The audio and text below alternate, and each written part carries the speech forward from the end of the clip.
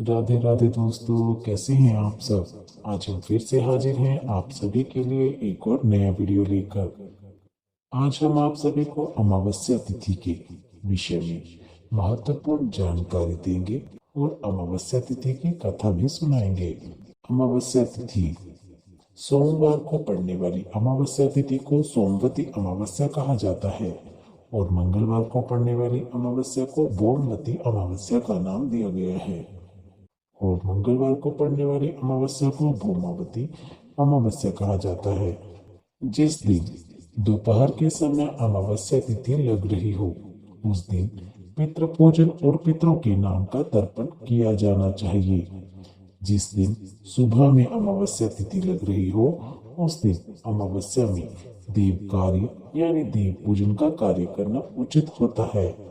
सोमवती अमावस्या के दिन व्रत रखकर भगवान शिव की विधि विधान से पूजा और रुद्राभिषेक करना बहुत ही मंगलकारी माना जाता है। ऐसा करने से ग्रहों के दोष दूर होते हैं और कुंडली में चंद्रमा की स्थिति मजबूत होती है। इस दिन मौन रहने से सहस्त्र गोदान का फल मिलता है।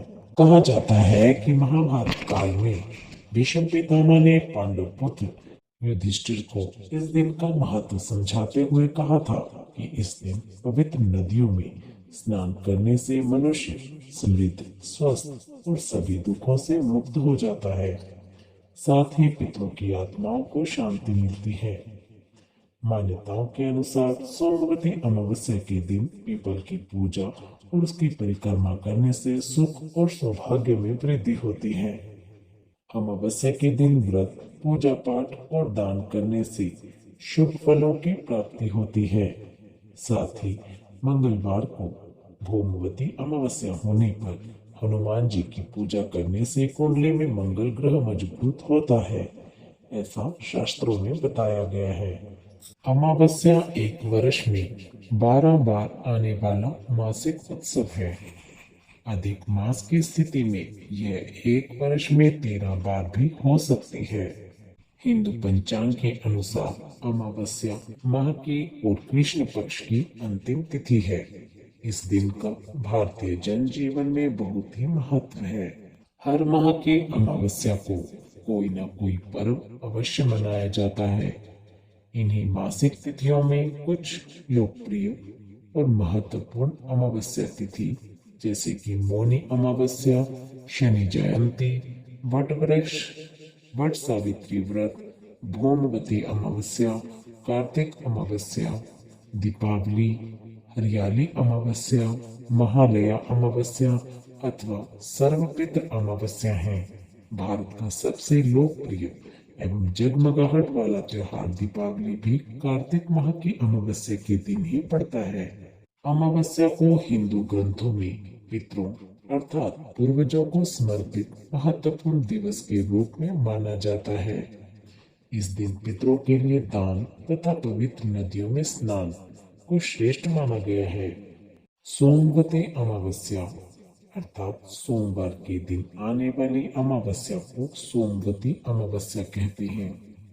हिंदू धर्म की मान्यताओं के अनुसार सोमवती अमावस्या का एक विशेष महत्व है। सोमवती अमावस्या की पूजा से जुड़ी कुछ भिन्न भिन्न मान्यताएं हैं। प्रथम मान्यता के अनुसार सोमवती अमावस्या के दिन महिलाएं तुलसी माता की 108 परिक्रमा लगाते हुए कोई भी वस्तु या फल दान करने का संकल्प लेती हैं। दूसरी मान्यता के अनुसार सोमवती अमावस्या के दिन महिलाएं पीपल के वृक्ष की भंवरी करती हैं, अर्थात पीपल के वृक्ष की 108 परिक्रमा करती हैं तथा अखंड सौभाग्य की कामनाएं करती हैं।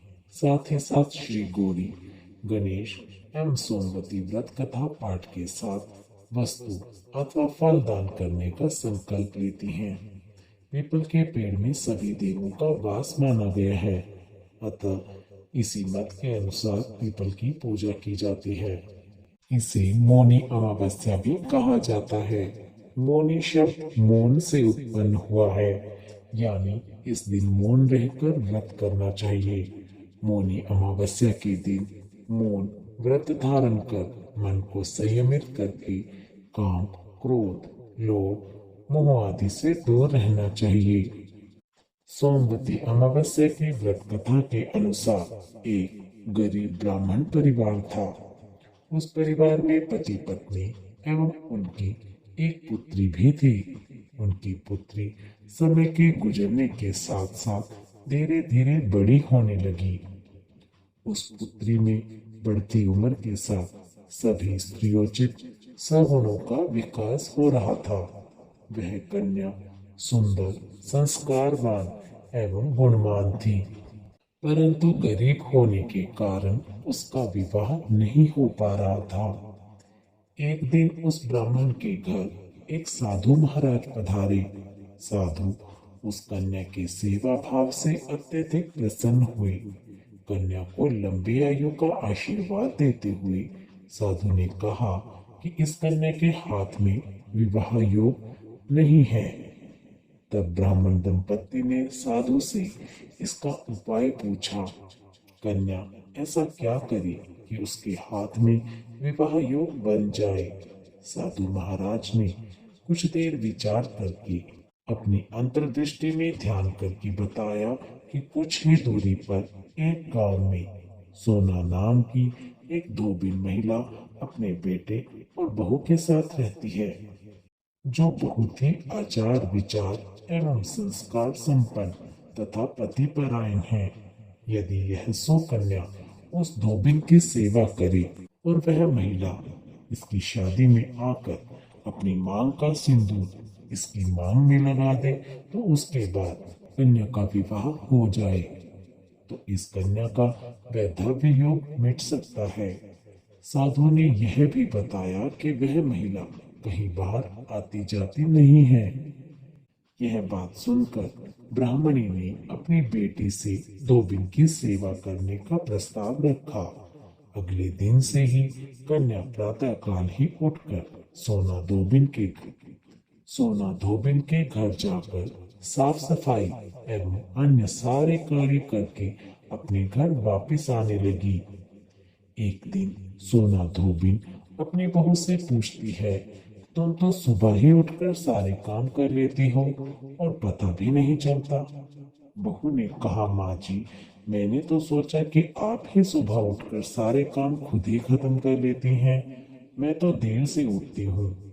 यह सब जानकर दोनों सास बहू घर की निगरानी करने लगी कि कौन है जो सुबह ही घर का सारा काम करके चला जाता है। कई दिनों के बाद धोबी ने देखा कि एक कन्या मुंह ढके अंधेरे में घर में आती है और सारे काम करने के बाद चली जाती है। जब वह जाने लगी तो सोना धोबी उसके पैरों पर गिर पड़ी और पूछने लगी कि आप कौन हैं और इस तरह छुपकर मेरे घर की चाकरी क्यों करते हैं। तब कन्या ने साधु द्वारा कही गई सारी बात सोना धोबिन को बताई। सोना धोबिन पति परायण थी, तो उसमें एक अलग ही तेज था। वह तैयार हो गई। सोना धोबिन के पति थोड़ा अस्वस्थ थे। उसने अपनी बहू से अपने लौट आने तक घर पर ही रहने को कहा।